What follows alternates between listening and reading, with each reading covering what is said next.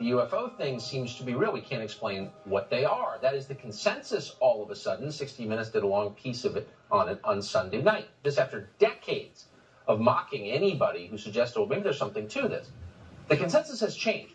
And more than any other person, Lou Elizondo is responsible for that. More than any other person, he's the reason we're having this conversation tonight.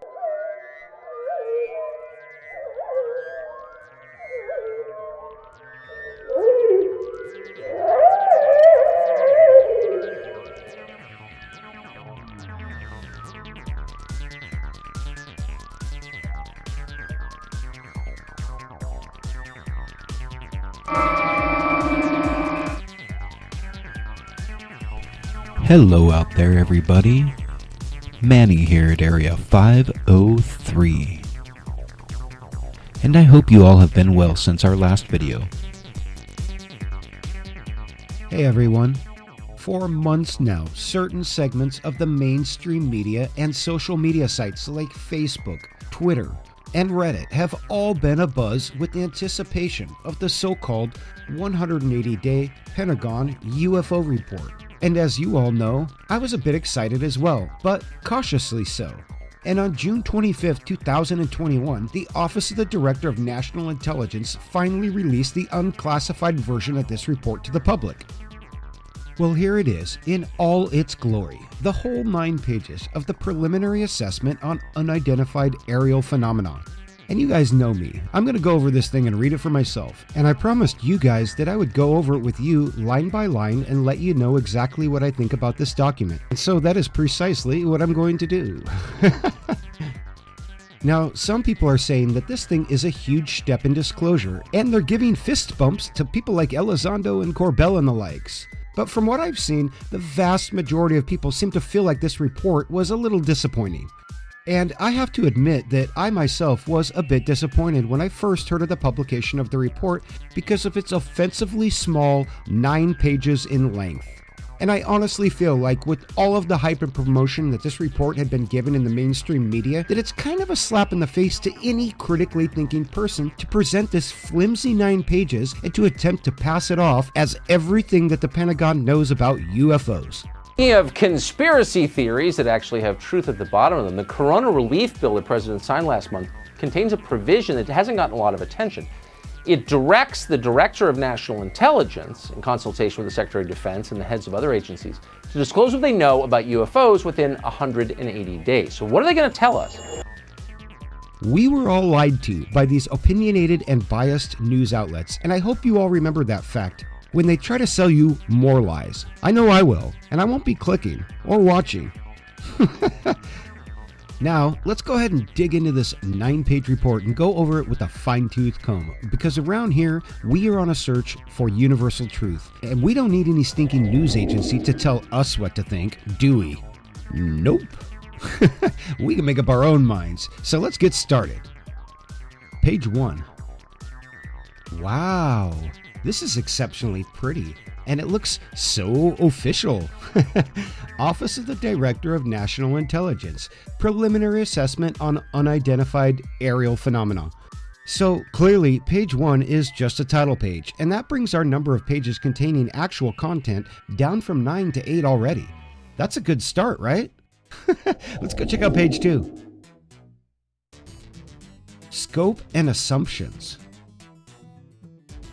This preliminary report is provided by the Office of the Director of National Intelligence, ODNI, in response to the provision in Senate Report 116-233 accompanying the Intelligence Authorization Act, IAAA, for fiscal year 2021, that the DNI, in consultation with the Secretary of Defense, SecDef, is to submit an intelligence assessment of the threat posed by unidentified aerial phenomenon, UAP, and the progress the Department of Defense Unidentified Aerial Phenomena Task Force, UAPTF, has made in understanding this threat.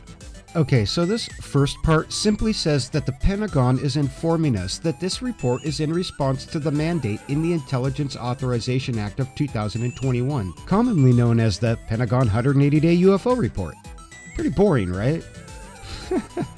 And in fact, the rest of this section is more of the same, because in the next part, they're just simply saying that the Pentagon has established an office for reporting UFOs. Well, that's great to hear, because that was also required in the act. So yeah, take that for what it is. They're simply saying that they're in compliance with the mandates by furnishing this report and by designating this office the UAP Task Force. Nothing much here. Oh, but this last part is a little interesting. Check this out. The dataset described in this report is currently limited primarily to U.S. government reporting of incidents occurring from November 2004 to March 2021. Data continues to be collected and analyzed. Okay, so two things here. First, the entire context of this report only covers official U.S. government reporting for the years of 2004 to 2021. Now, we all know that the UFO phenomenon has been experienced for a lot longer than that, going back perhaps thousands of years or more. But I think everyone can pretty much agree that by the late 1940s, UFO sightings were a solid cultural phenomenon, and we know that they were being investigated by the Air Force. So I find it slightly offensive to the public that the Pentagon was ordered to disclose everything that it knew about UFOs without a time frame. And it chose instead to respond with a report that contains just over 16 years of alleged accounting. So just keep that in mind when we read this report, that the government is only talking about the last 16 years or so, and it is clearly not giving us any indication of its extensive prior involvement investigating UFOs. It looks like they themselves have forgotten that programs like Sign, Grudge, and Blue Book even existed, and all the other programs that we don't know about that were going on all the way back since 1946. So yeah, we all know that they've been studying UFOs for a long time, but this report isn't about all of that intelligence. It's about only the last 16 years or so of intelligence. The next thing that I wanted to talk about was that they stated that the UAP Task Force is actively collecting data and reporting. And at first I thought that this was extremely substantial because for the first time since the creation of the National Security Act in 1947, the DoD is publicly admitting and naming its UFO investigation unit while it's still active. Now that should be groundbreaking news. Or is it? You see, it's the UAP Task Force, so maybe this unit is just a front or a cover unit that investigates balloons and blimps and drones and potential foreign adversaries, and there's another unit that is top secret that is taking all the true UFO sightings and encounters. We just don't know because they're not telling us that the UAP Task Force is the only investigation unit. They are simply saying that the UAP Task Force is now the so-called official unit that was required in the D.I.A 2021. So again, they're trying to take credit for doing something that they were ordered to do. But don't you like how they just subtly drop that in there, and the mainstream seems to make no mention of it? Remember, most of them are saying that this report is nothing much and that it's not special. Anyhow, let's move on to the assumptions section at the bottom. Various forms of sensors that register UAP generally operate correctly and capture enough real data to allow initial assessments. But some UAP may be attributable to sensor anomalies. Okay. I kind of take it for granted that the US military, which has the largest, most well-funded, and most technologically advanced military of any military in the history of the planet, has sensor equipment that works, and should be, for the most part, free from anomalies, and that our military personnel are adequately trained to recognize such errors when they may occur.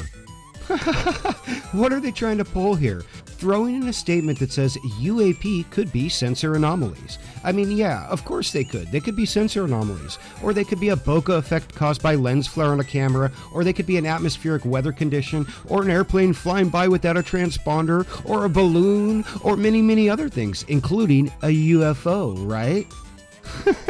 Sorry guys, but like I said, this report is offensive to me, and it should be offensive to you too. I mean, seriously, just how gullible do they think we are? Okay, anyhow, let's move along to page 3. The executive summary. In this part, they're going to break down what they have summarized in this report. Now this should be good, because in here they're going to summarize a ton of things that I'm guessing won't be shown or proven here. This is the part of the story where they do the old, you will just have to trust us on this one, guys. And they could tell us that they have proof that the moon is made of Swiss cheese, but that it's top secret and they can't show us the information, or it might divulge means, tactics, or technology. But maybe I'm just being cynical.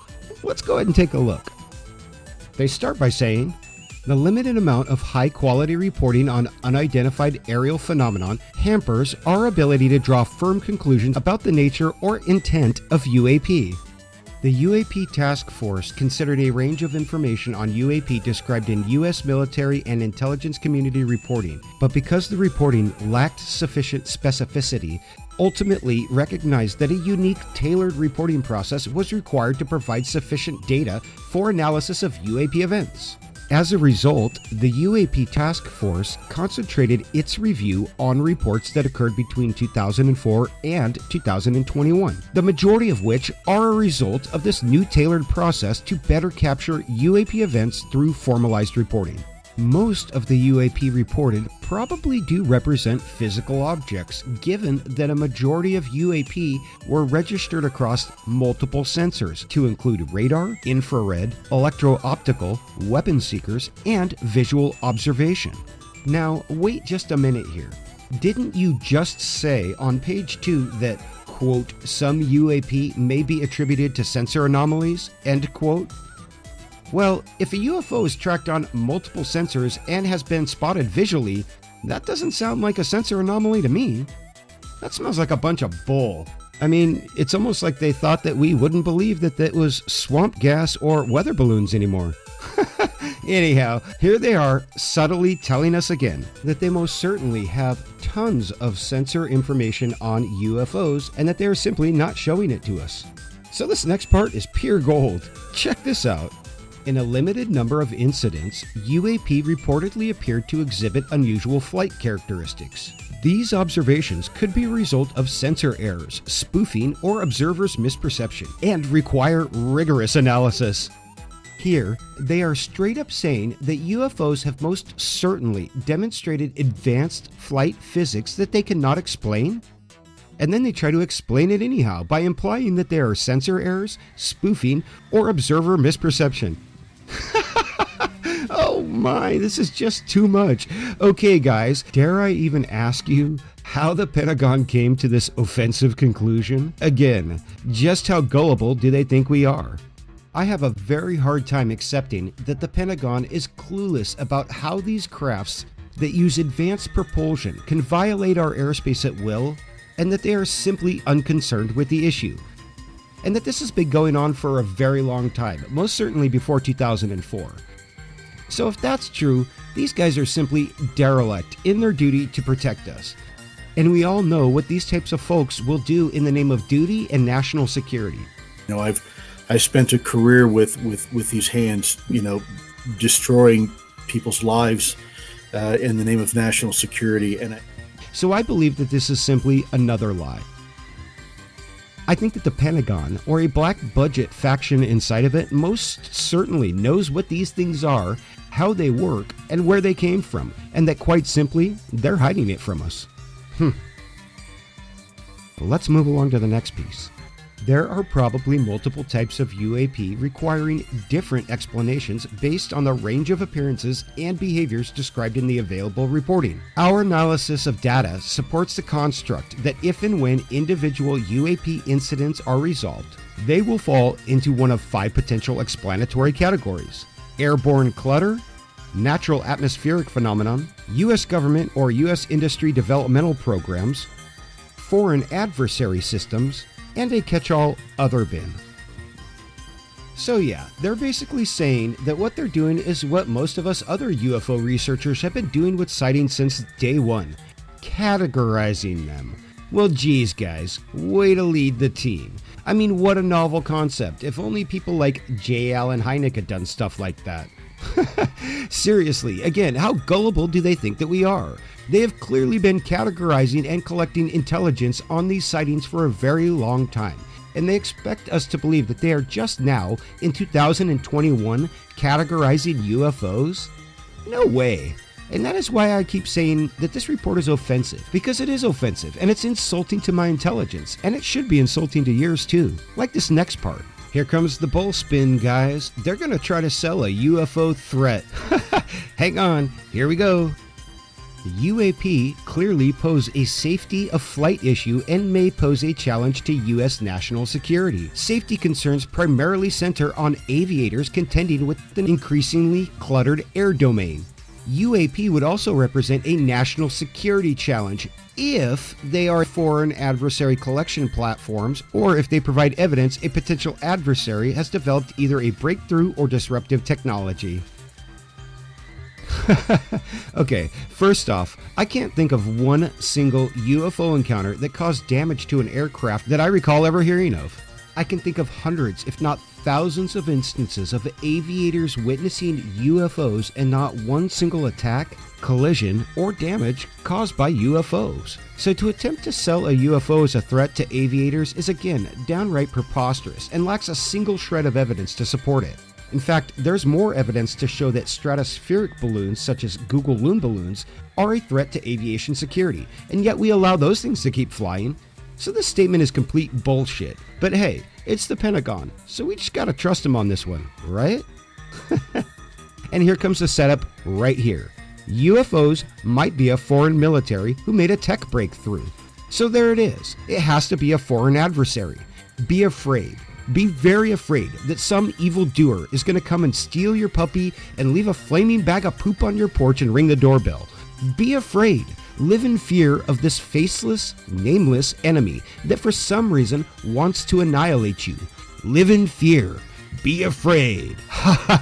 Watch. Next they're going to say that they need more money to protect us from these imaginary threats. Watch. Here it comes in the next section. Consistent consolidation of reports from across the federal government, standardized reporting, increased collection and analysis, and a streamlined process for screening all such reports against a broad range of relevant U.S. government data will allow for a more sophisticated analysis of UAP that is likely to deepen our understanding. Some of these steps are resource intensive and would require additional investment. So there it is. Give us more money and we'll do the same thing that we have always done. Study UFOs. It seems so transparent to me. It really just all comes down to money? Anyhow, let's move along to page 4 for more disappointment. Available reporting largely inconclusive. Limited data and inconsistency in reporting are key challenges to evaluating UAP. No standardized reporting mechanism existed until the Navy established one in March of 2019. Now, stop right there. I just want to look at both of those statements one at a time. First, limited data and inconsistency in reporting are key challenges to evaluating UAP. Now, earlier, didn't they say that various forms of sensors that register UAP generally operate correctly and capture enough real data to allow initial assessments? Yes? Yes, they did. So in one breath, the DoD is saying that sensors that register UAP activity are operating correctly and capturing data. That means that they are functional and recording information just fine, even if you don't know what that information means. And yet here, on the other hand, the DoD is saying that they don't have enough sensor information to investigate. I mean, which is it? They are clearly contradicting themselves here, and it seems like sometimes they truly want to have their cake and eat it too. My lord. Let's move on to the next part.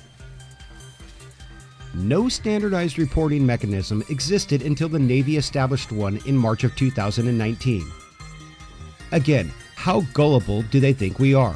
There was obviously a mechanism in place during the 2004 Nimitz encounter of the so-called Tic Tac UFO. Otherwise, how would the nameless officers in Air Force jumpsuits know to show up on board the boat to confiscate all the data from the CNC hard drives, audio logs, video recordings, and other evidence of the engagement? Did these folks have a magic 8-ball that told them to head out on a helicopter to a boat on training exercises in the Pacific Ocean? Or was there a reporting process in place to notify them to collect that data?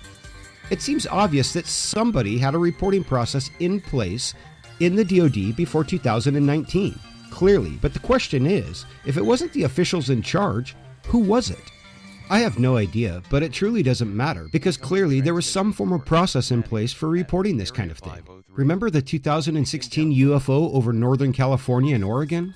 The FAA controller in that case notified the Western Aerial Defense System about a Mode Z or stealth intruder over Oregon, and a pair of F-16s out of Bigfoot Squadron were dispatched to investigate. Does the military seriously expect anyone to believe that after dispatching F-16s to intercept a stealth intruder that there was no follow-up reporting process for the engagement? That makes no sense to me, and I find it completely unbelievable. And that is just one local case of such a sighting. Imagine how many of these happen every day. There has to be tons of incidents out there just like this, and the DoD is hoarding all that information, right? Anyhow, let's move on to the rest of this section. The Air Force subsequently adopted that mechanism in November 2020, but it remains limited to U.S. government reporting. The UAP Task Force regularly heard anecdotally during its research about other observations that occurred, but which were never captured in formal or informal reporting by these observers. So they are saying that they adopted this process of standardized reporting in 2020, but that it only includes U.S. government reporting. What that means is that they sent a memo to the Armed Forces branch leaders instructing them to report UFOs to the UAP Task Force. And that's not very interesting, but this other part is interesting. The UAP Task Force regularly heard anecdotally during its research about other observations that occurred. This is a very strange thing to have in this document at all. I mean, why even put it in? It sounds to me like they are saying that they are the only ones qualified to investigate UFO sightings, and that all other observers are unscientific and as such should be laughed off or discounted. I mean, that is the definition of anecdotal in this context. But wait a damned minute. Aren't they the same ones that have only recently admitted that these UFO sightings are real? And also, didn't they claim that they have no idea what UFOs are in most cases? And that they have known about these sightings since at least 2004 and didn't even care enough to bother reporting them officially until 2019? So, yeah, I'm a little bit confused by how they now expect anyone to believe that they are all of a sudden UFO experts. No offense, but me and my UFO buddies are far more scientific and experienced than the Pentagon is professing to be. We have looked at thousands of sightings, and I don't think that all of this double talk is any sort of truth or disclosure. Again, just how gullible do they think we are? Yeah, I'm not buying this stuff either, guys. Anyhow, let's keep wading through the muck.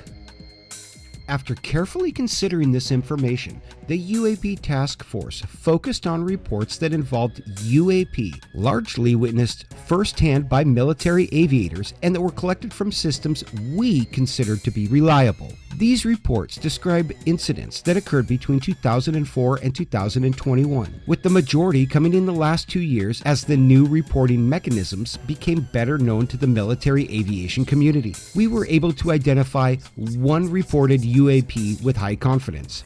In that case, we identified the object as a large deflating balloon. The others remain unexplained. 144 reports originated from U.S. government sources. Of these, 80 reports involved observation with multiple sensors. Most reports described UAP as objects that interrupted pre-planned training or other military activity. So what they really mean to say is that after carefully considering and selecting sightings chosen by them spanning late 2004 to early 2021, discounting any other source that was non-official and filtering out any information that was still classified, they still had 144 reports and were only able to identify a single one of them? And they call themselves experts?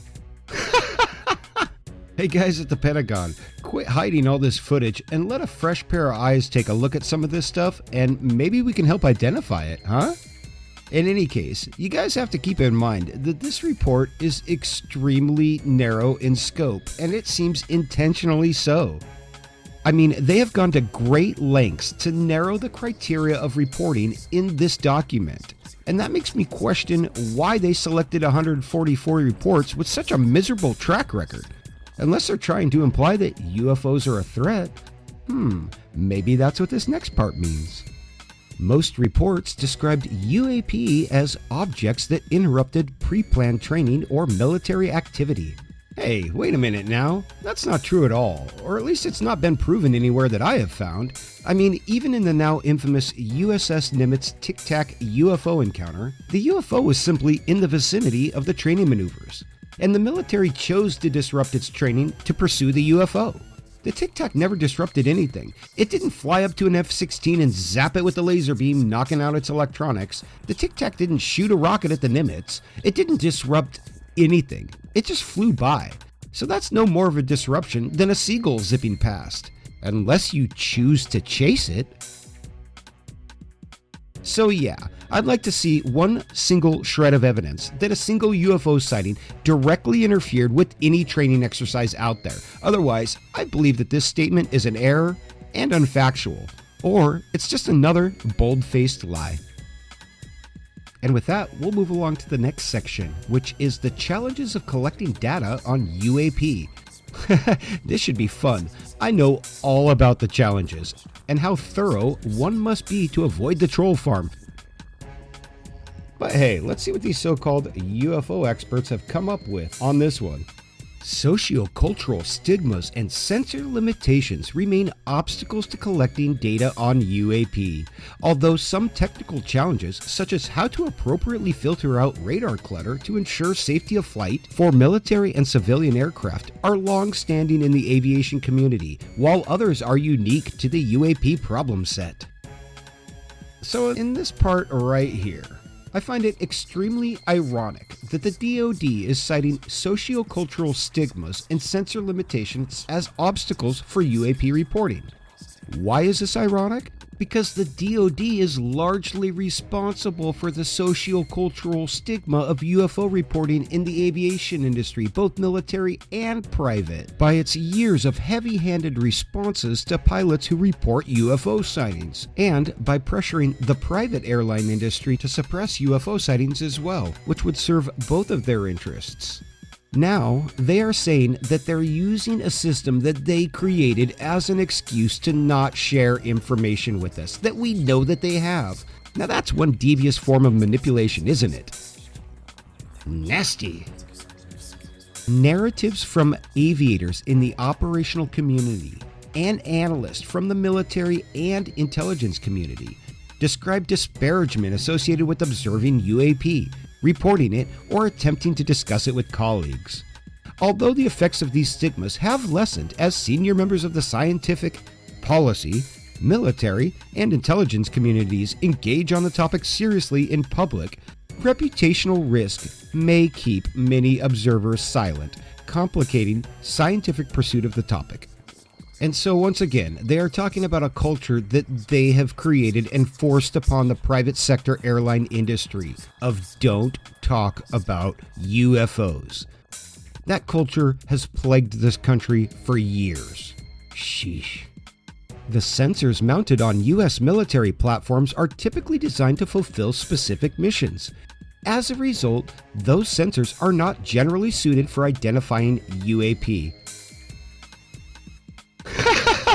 That's so funny. They are straight up saying that they lack the sensor equipment to identify UFOs. Notice that they don't say that they lack the sensors for tracking and destroying UFOs, which is pure comedy because that is exactly what systems like FLIR, radar, close combat weapon systems, and God knows what else they have are designed to do. Track this stuff and in some cases destroy it. So they specifically say that we lack the tools to identify these UFOs, but in reality, these sensors that they have access to are the best technology we could have for tracking, filming, and studying UFOs. But hey, I guess this way they can ask us for more money, right? Sensor vantage points and the number of sensors concurrently observing an object play substantial roles in distinguishing UAP from known objects and determining whether a UAP demonstrates breakthrough aerospace capabilities. Optical sensors have the benefit of providing some insight into relative size, shape, and structure. Radio frequency sensors provide more accurate velocity and range information. And again, they're trying to claim that they can't identify these things, but they have the best technology available to do so. So I can only speculate that in the 144 cases that they presented to us, that they didn't want to identify them, which is why they didn't. But they're basically saying that they need more sensors and more technology and therefore more money. So yeah, we get the point, folks at the Pentagon. The DoD was asked to provide us with information about UFOs, and instead they dodged the question and even turned the experience into a panhandling event so that they could beg us for a bigger budget while they were here. Wow, okay. Let's move on to page 5. But some potential patterns do emerge. Although there was wide variability in the reports and the data set is currently too limited to allow for detailed trend or pattern analysis, there was some clustering of UAP observations regarding shape and particularly propulsion. UAP sightings also tended to cluster around U.S. training and testing grounds. But we assess that this may result from a collection bias as a result of focused attention, greater number of latest generation sensors operating in those areas, unit expectations, and guidance to report anomalies. So this whole long-winded section is basically them saying what I was pointing out earlier. They are admitting that the conclusions based in this report are clearly linked to collection bias, which is double talk for saying that the report only looked at very select and limited data. Yeah, we already figured that out. But I suppose that this so-called admission, which most of the mainstream is missing as well, gives the Pentagon an out to argue if people question this story or report too aggressively. Clever thinking, fellas. And a handful of UAP appear to demonstrate advanced technology. In 18 incidences described in 21 reports, observers reported unusual UAP movement patterns or flight characteristics. Some UAP appeared to remain stationary in winds aloft, move against the wind, maneuver abruptly, or move at considerable speed without discernible means of propulsion. In a small number of cases, military aircraft systems processed radio frequency energy associated with UAP sightings. The UAP task force holds a small amount of data that appear to show UAP demonstrating acceleration or degree of signature management. Additional rigorous analysis are necessary by multiple teams or groups of technical experts to determine the nature and validity of this data. We are conducting further analysis to determine if breakthrough technologies were demonstrated. And so again, they have selected 21 specific reports to make this blanket statement that they expect people to just assume as fact. And again, I have to point out that in the Pentagon's own words, this selection process is tainted by bias. So they get to select the data that they want in order to paint the picture that they want. And in this case, they are simply confirming what we already knew from the witnesses of the USS Nimitz Tic Tac UFO encounter. I mean, the Pentagon's own words here are taken from the public statements of the various witnesses of the Tic Tac encounter almost verbatim. They are simply using this chance to get some credit for admitting something. But the problem is, we already knew it. What a bunch of jokers. But seriously, there is one interesting thing here that I almost missed. Check this out. In a small number of cases, military aircraft systems processed radio frequency RF energy associated with UAP sightings. Now, this is very interesting to me because I have never heard of such a sighting. The Pentagon is stating that they have multiple UFO sightings where our military aircraft systems processed some form of radio frequency energy from a UFO. That's phenomenal. What kind of energy was it? Was it the kind of RF energy that comes out of your remote control and turns on your TV? Or was it the kind of RF energy that says, "We come in peace," if you run it through a radio transceiver and play it on a pair of speakers? I mean, what kind of RF energy is this? And what are these sightings that the Pentagon is talking about here? This is just simply extraordinary to say that we have some form of sensor data on a UFO that could be trying to communicate with us. We have to know more about this. Give us the information, damn it. And again, why isn't anybody in the mainstream picking up on this and raising hell about them making such grandiose statements like this? How come nobody's demanding information but me?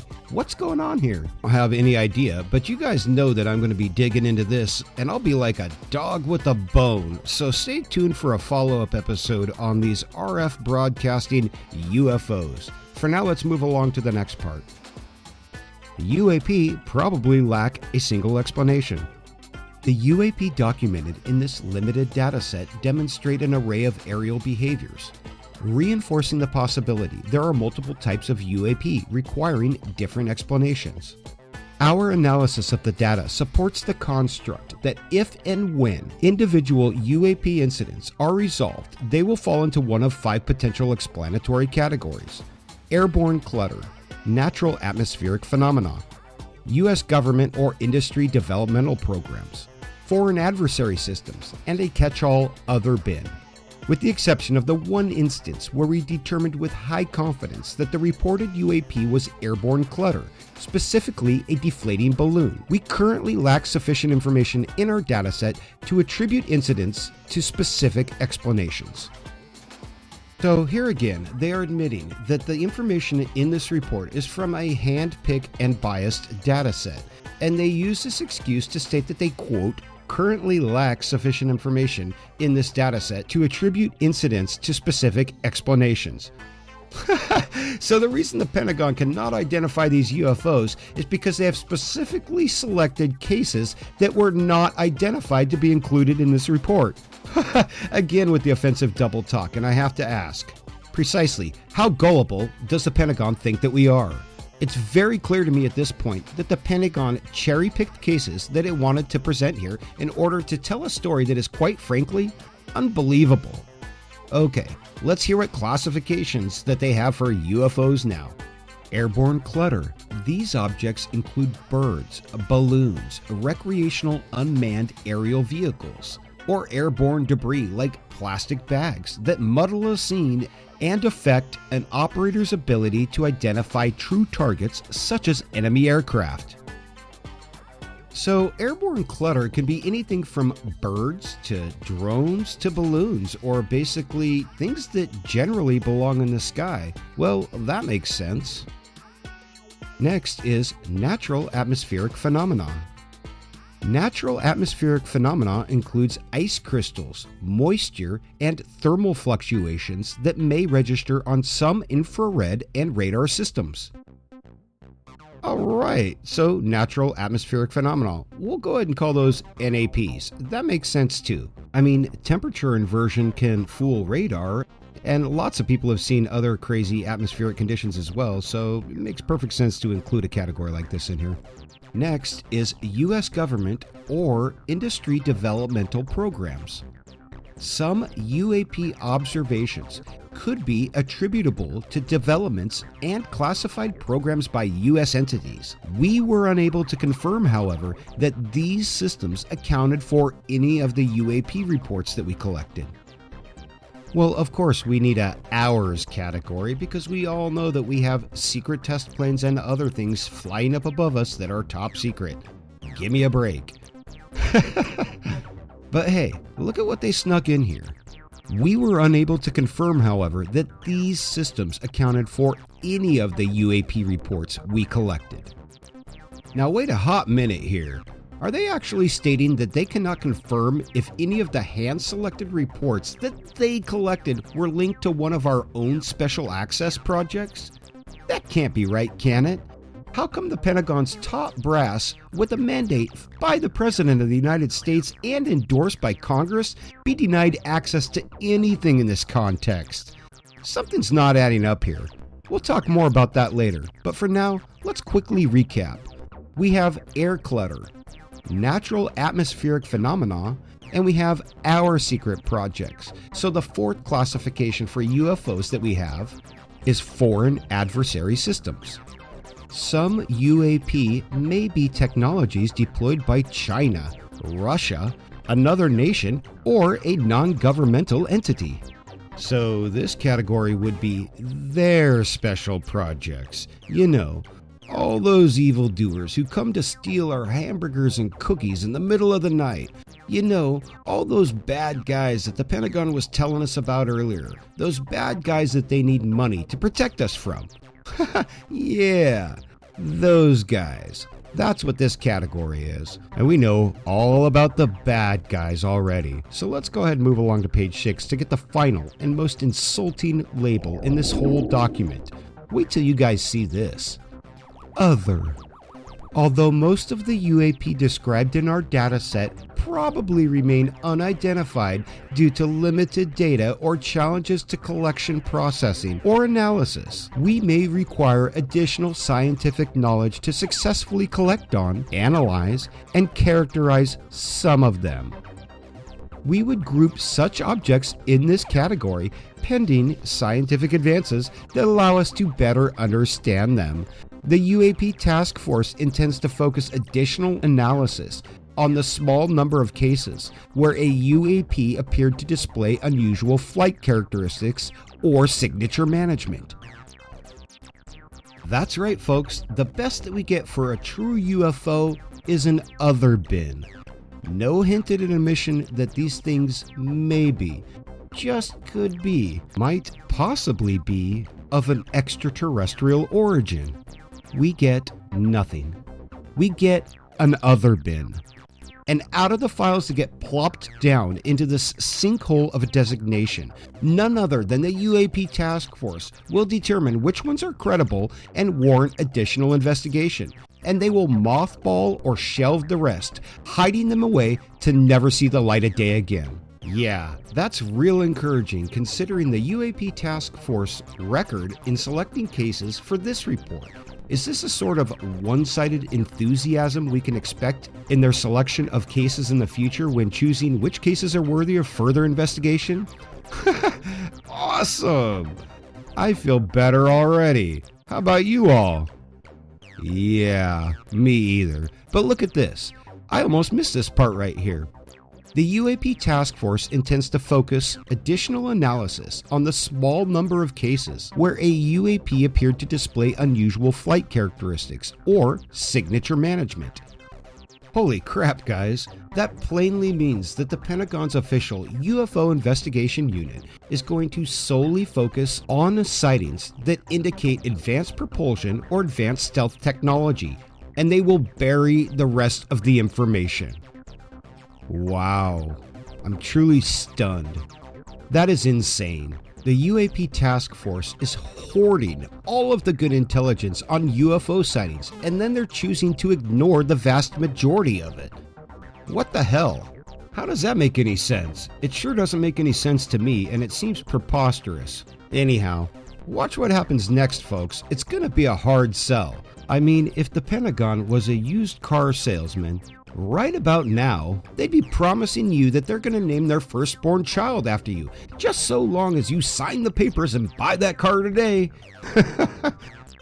And remember, when we read this, that the only data that was considered for this report was handpicked by the UAP task force from select government files dated late 2004 to early 2021, and consisted of a grand total of 144 UFO sightings. Remember that this report was biased to attempt to force us to conclude the following. And here it is, in bold, underlined print, so no one can miss it. Plain as day, the hard sell. UAP threaten flight safety and possibly national security.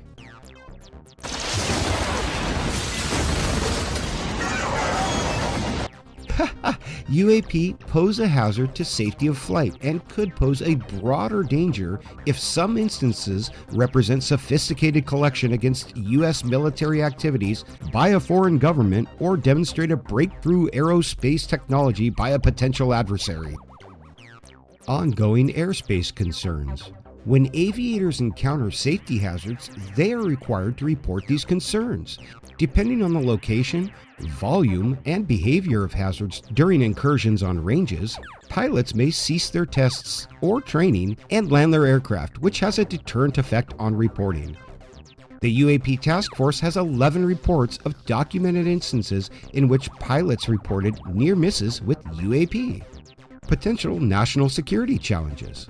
We currently lack data to indicate any UAP are part of a foreign collection program or indicative of a major technological advancement by a potential adversary. We continue to monitor for evidence of such programs, given the counterintelligence challenge they would pose, particularly as some UAP have been detected near military facilities or by aircraft carrying the U.S. government's most advanced sensor systems. Give me a break. So the report that the Pentagon wrote with hand-picked data can only confirm that UAP are a threat to the safety of aviators and to national security. This is complete bullshit, guys. There is zero evidence to support this claim and a mountain of evidence that disproves it. I mean, I can show you guys thousands of UFO sightings and events where the UFO was zero threat to anyone or anything, and some that even exhibited unexplainable flight characteristics like the Aguadilla, Puerto Rico UFO, and even others that exhibited signature management or stealth capabilities like the UFO over Oregon in 2016. And in not one of those cases has the UFO ever fired a weapon at an airplane, and in not one of those cases has the UFO ever crashed into an aircraft, and in not one single piece of evidence has the UFO shown any form of hostility, aggression, or threatening behavior. Not one. If the Pentagon has a piece of evidence that shows a UFO attack, then by all means, provide it. But until then, I think I'm going to stick with the giant heaping pile of evidence that says otherwise. And I'm going to believe the evidence that I have, which says that UFOs are not a threat to us or our military. So again, I just got to ask y'all, how gullible does the Pentagon think that we are? Sheesh. So that was the hard sell, folks. And now, here comes the pitch for even more money. That's right, some 20 plus trillion is already missing from the Pentagon's budget. It's gone. It just vanished into someone's pockets. Dang, some folks be getting rich off this scam. Wow. Okay, let's hear them out. Let's hear what they gotta say. Explaining UAP will require analytic, collection, and resource investment.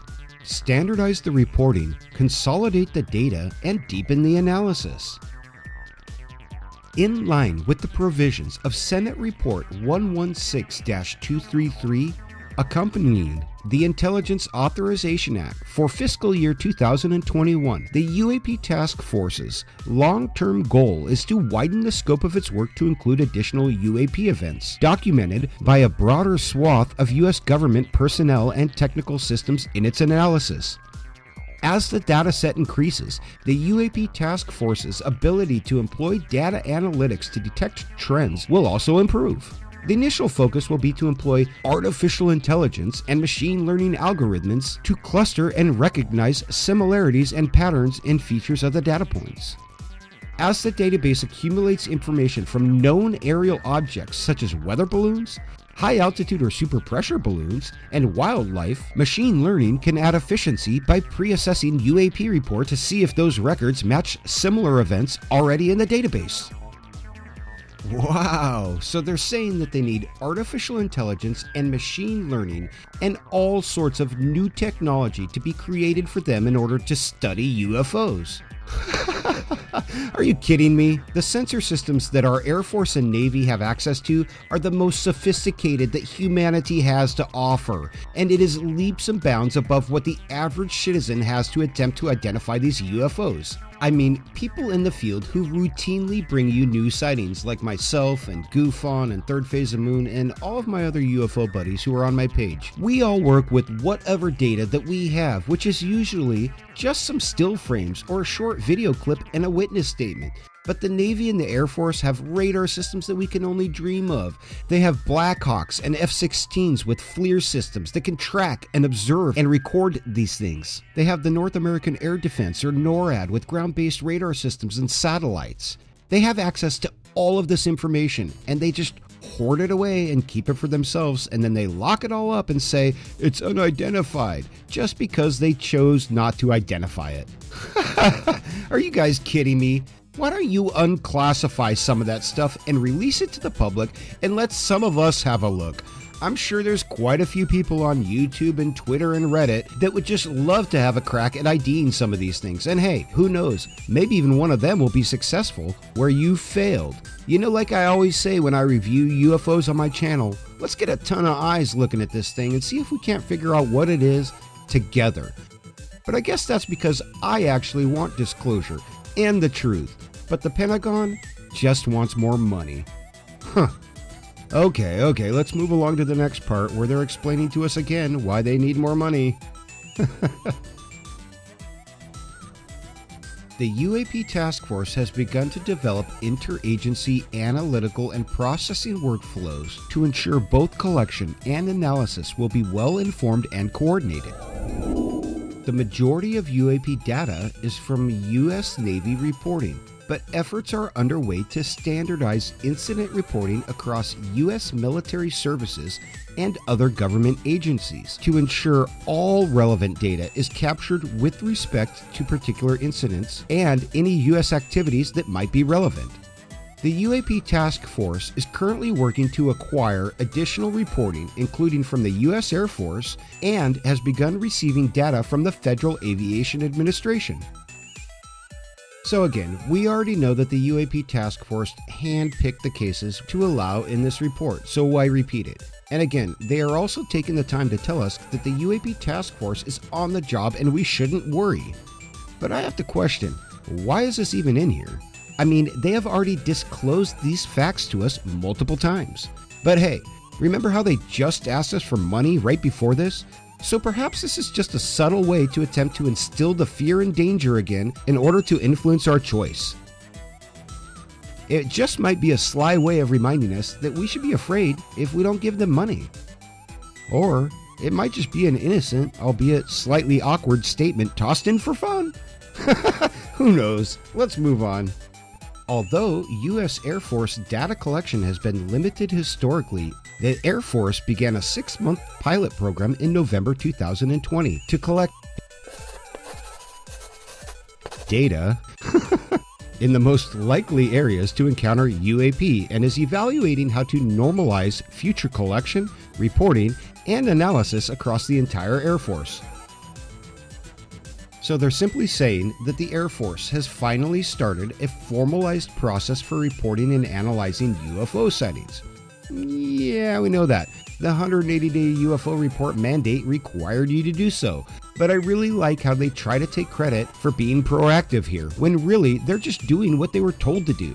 And besides, we already know that they have a top secret reporting process for UFO encounters. Otherwise, how would unnamed high-ranking Air Force officers in blank jumpsuits have shown up on the USS Nimitz in 2004 to confiscate all of the data related to the Tic Tac sighting? Again, how gullible does the Pentagon think we are? Sheesh. Anyhow, the next two parts talk about the role of the Federal Aviation Administration, or the FAA.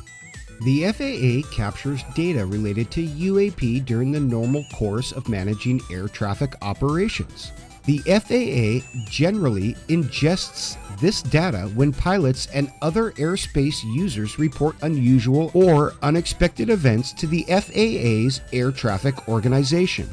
In addition, the FAA continuously monitors its systems for anomalies, generating additional information that may be of use to the UAP Task Force. The FAA is able to isolate data of interest to the UAPTF and make it available. The FAA has a robust and effective outreach program that can help the UAP Task Force reach members of the aviation community to highlight the importance of reporting UAP. Now, these 2 points are important, and they just so happen to be true, but they are not the whole truth. Let me explain.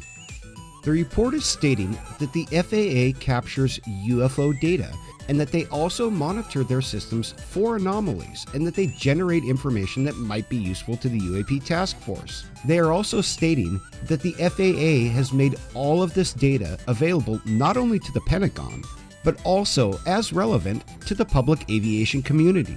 This is all true, but what they are not telling us is that the FAA also has a procedure to contact the military in the case of an unknown aircraft, a UFO, or a Mode Z stealth intruder.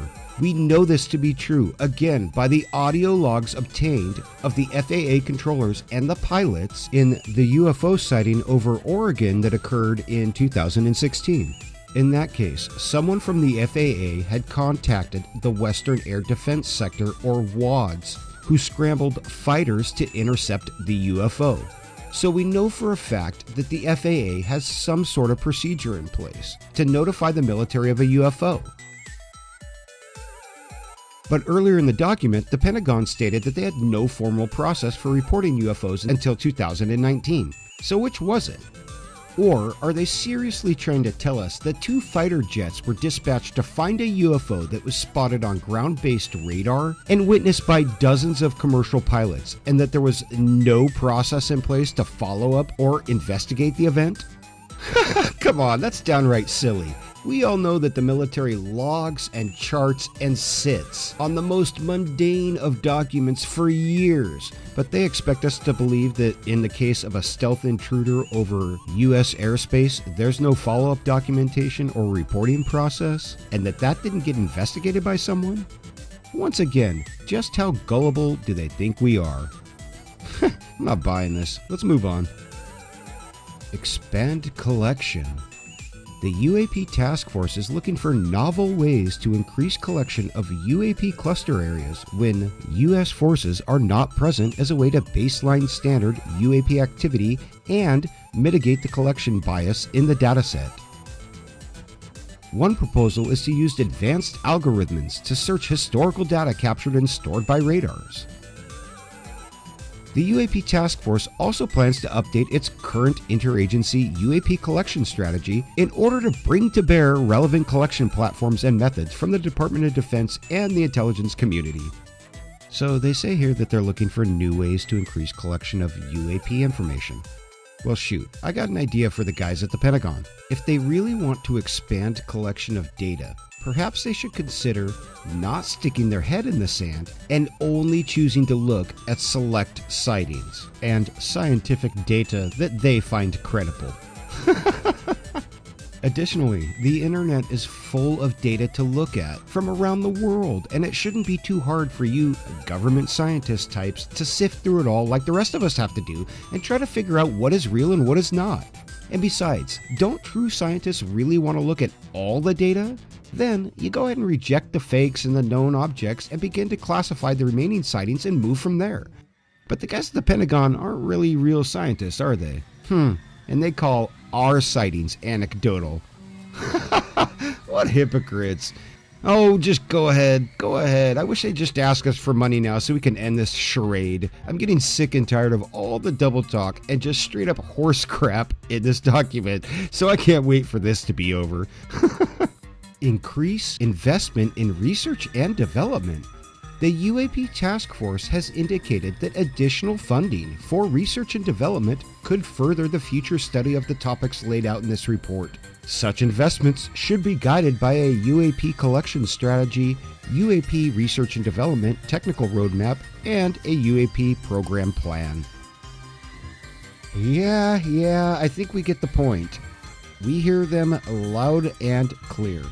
They want more money, and we should be afraid of the boogeyman if we don't give it to them. Let's go ahead and look at the last final pages. And I don't think I'm going to read this appendix for you guys because it's just outlining what we already talked about, which was the mandate in the Intelligence Authorization Act of 2021 for this report and the creation of a UAP reporting process for the military. So these pages are pretty much useless, like the cover sheet, and some of the other pages really taking the actual content of this report down from 9 pages to 5. 180 days to tell the public what the Pentagon knows about UFOs, and we get 5 pages of evasive double talk and non-answers, and the whole time the Pentagon's hand is right in our pocket. There is no serious disclosure here, but I am afraid that there is still something to this. Because, as I've stated in previous videos about this 180-day report, I was afraid that the Pentagon would use this opportunity to paint an official narrative that simply doesn't exist. And sadly, that is precisely what they did. They admitted themselves that this report was not a complete and accurate accounting of everything that the U.S. military and its contractors knows about UFOs, but the data set was mostly based on sources of sightings that were made by government and military members. So they completely discounted any of the private observations of UFOs, and they further excluded any other sightings that they deemed anecdotal or unscientific. So here, now they got this official UFO report on the table, and everyone is citing it as truth, when the reality is, the whole thing is just a giant lie.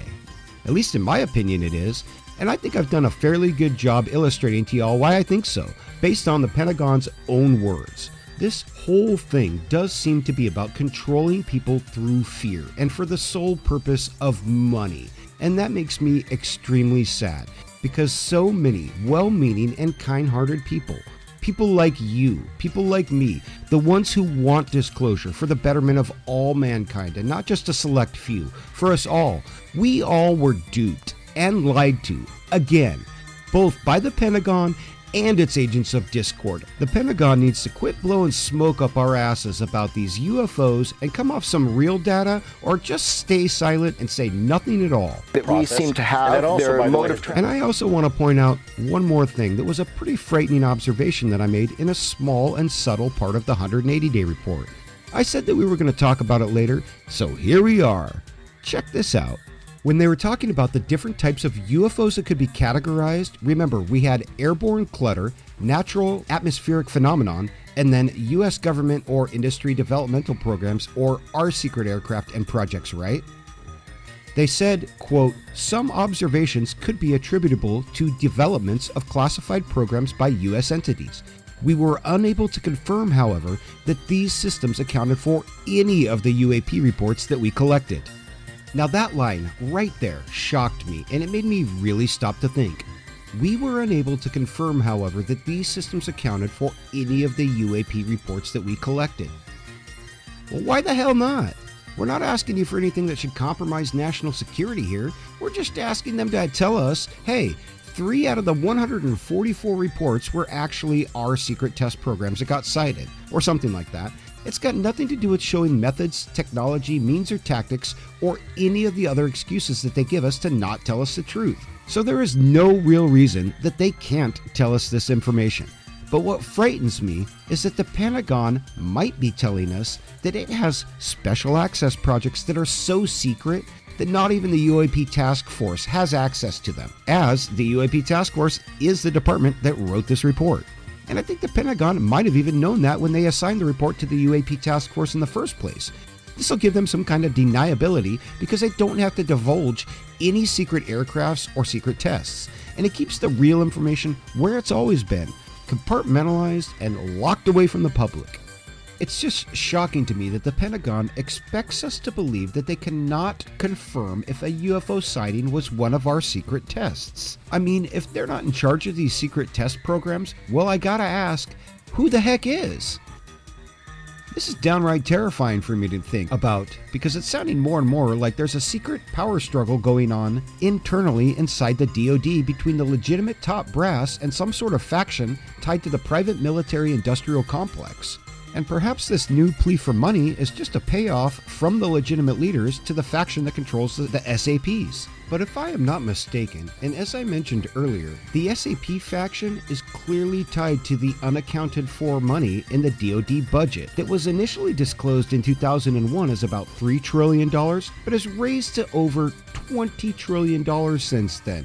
So one has to ask, why a department that has been getting roughly $1 trillion a year, trillion with a T, $1 trillion a year, why would they need more money? I mean, this whole thing just seems like a strong-arm attempt by the private military-industrial complex on the legitimate Pentagon leaders. I hate to say it, but that would explain everything that I've seen. And so my only question is, just where is all that money going? Is it simple human greed, and is it lining the pockets of the rich at the expense of the taxpayers? Or are those privately owned companies using the funding to build a private army in an attempt to extort more money from the government, or possibly even attempt a coup someday and try to take over? I truly have no idea. We can only speculate based upon the evidence that we have been given.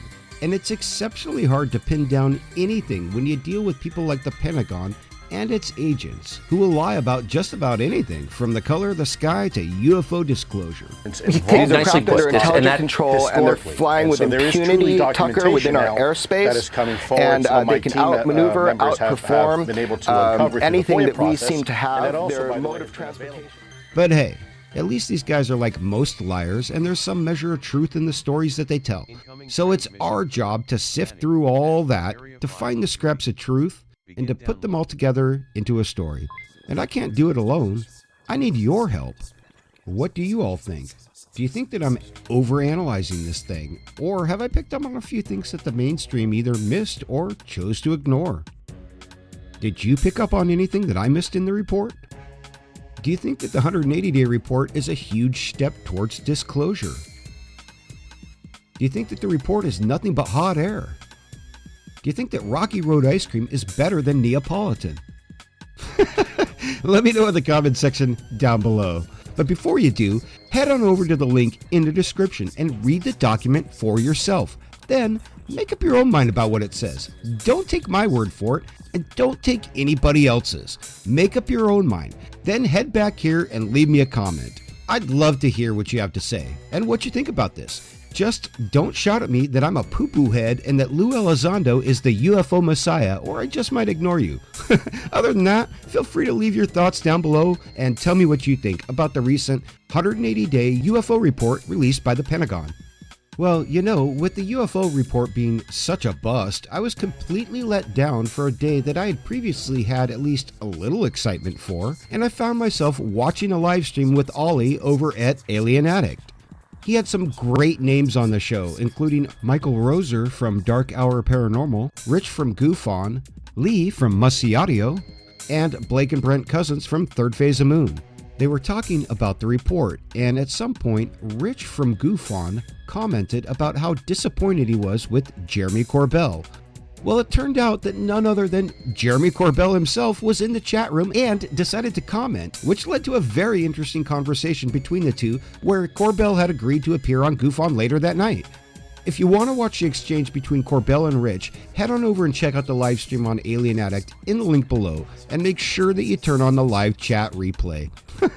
I'll also put a link to the Gufon stream afterwards, where Jeremy Corbell no-showed, and instead, the AlienScientist showed up to comment a little bit on the situation, having an amazing discussion with Dark Hour, ThirdPhaseOfMoon, and all of those who were already on the show. The live streams were simply amazing, and I would highly recommend that you all go and check them out, because as far as I'm concerned, these guys saved the day from being a complete disaster by having a solid conversation and by keeping it entertaining. So go give them a watch. And if you want another breakdown on the 180-day report, the AlienScientist had Tim Ventura of APEC on his stream June 26th. Tim did a great breakdown on the report and even picked up on a few things that I missed, so it might be worth your time to go check it out. Links for all of these streams and the channels are in the comments section down below. Well guys, for now, that's all that I've got on the preliminary assessment of unidentified aerial phenomena. I thank you all for taking the time to listen to my opinion on the Pentagon's 180-day UFO report, and I can't wait to hear yours. And I also thank you for joining me on my search for universal truth. I look forward to hearing what y'all think. I'll catch you guys later. As always, this has been Manny at Area 503. And I wish you all the best until we meet again. And I am out of here to continue my search for universal truth.